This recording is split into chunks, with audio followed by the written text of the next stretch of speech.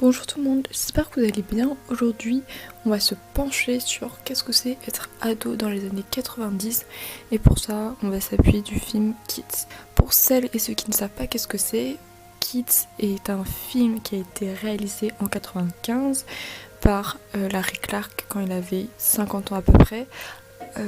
Avant ça, Larry Clark il faisait beaucoup de photos et c'est son premier long métrage. Par la suite, il va faire plein d'autres films qui ont également comme thématique l'adolescence.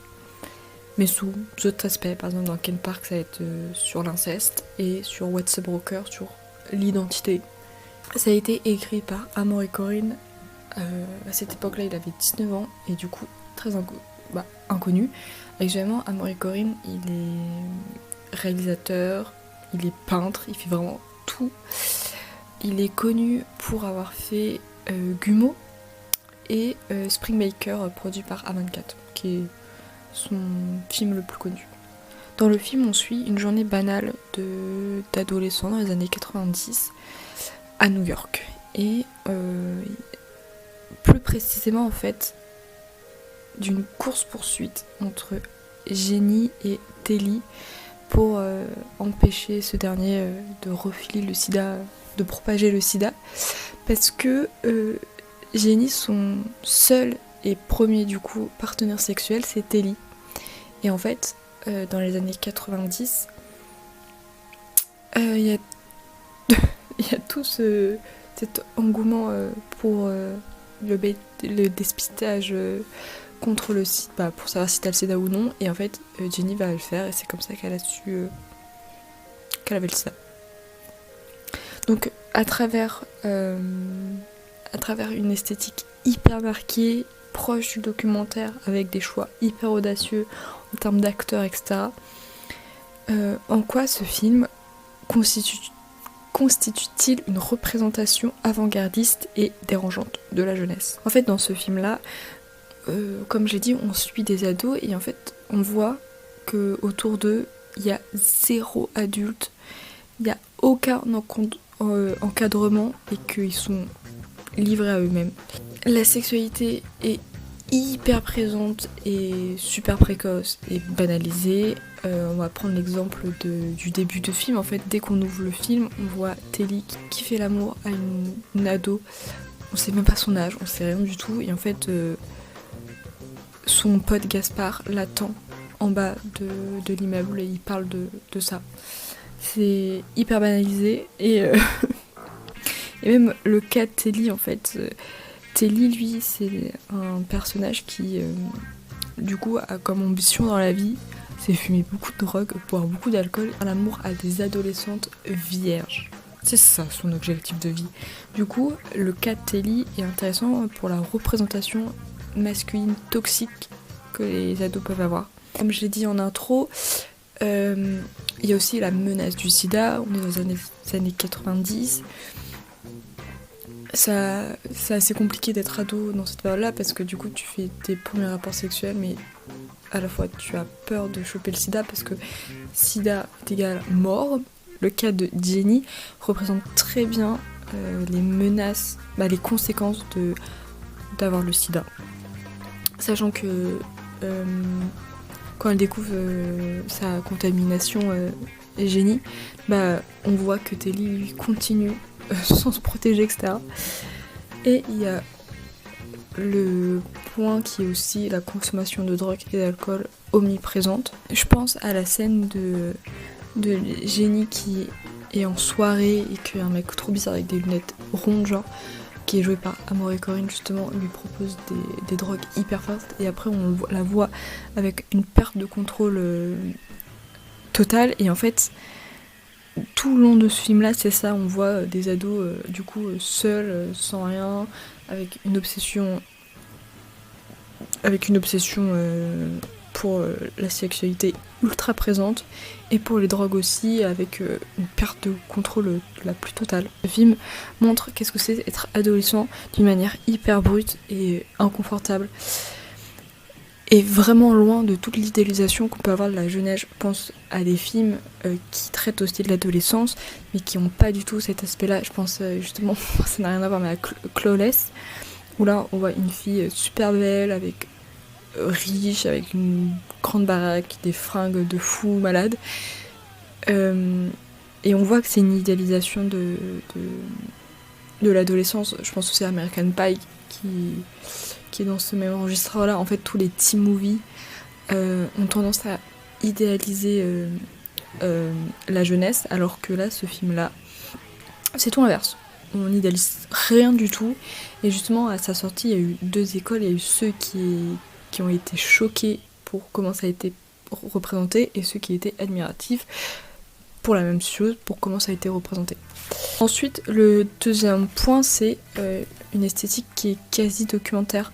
En fait, Larry Clark filme tout à l'épaule, ce qui rend des plans ultra rapprochés. Il n'y a pas de stabilisateur, du coup tout est tremblant. Il y a une mise en scène hyper réaliste, je pense aux scènes de skatepark.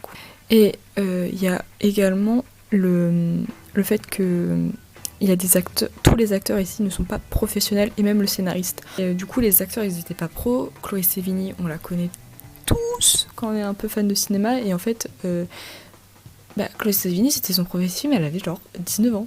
Tous les acteurs, du coup, sont non professionnels, et c'est comme ça qui rend le film quasi documentaire.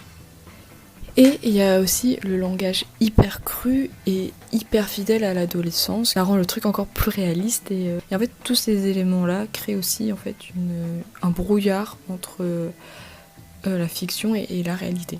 Comme j'ai dit tout à l'heure, Amaury Corinne, il avait que 19 ans et du coup, il sait pas faire de scénario. Genre, il n'a pas appris à l'école ou quoi que ce soit. Et du coup, il a un scénario pas du tout écrit d'une manière classique. Il s'est inspiré du coup de sa vie et ça fait des enchaînements de situations hyper banales. Du genre, on passe d'une scène de skate à une discussion classique, à une soirée sans transition. Ensuite, le film n'a pas de morale en fait, et n'a aucun jugement. Et c'est au spectateur d'un peu d'interpréter ce qu'il voit, ce qu'il pense. Et en fait, même les actes les plus dramatiques que Telly peut faire, n'ont jamais été condamnés et il est encore moins montré comme un héros, mais pas non plus comme un anti-héros.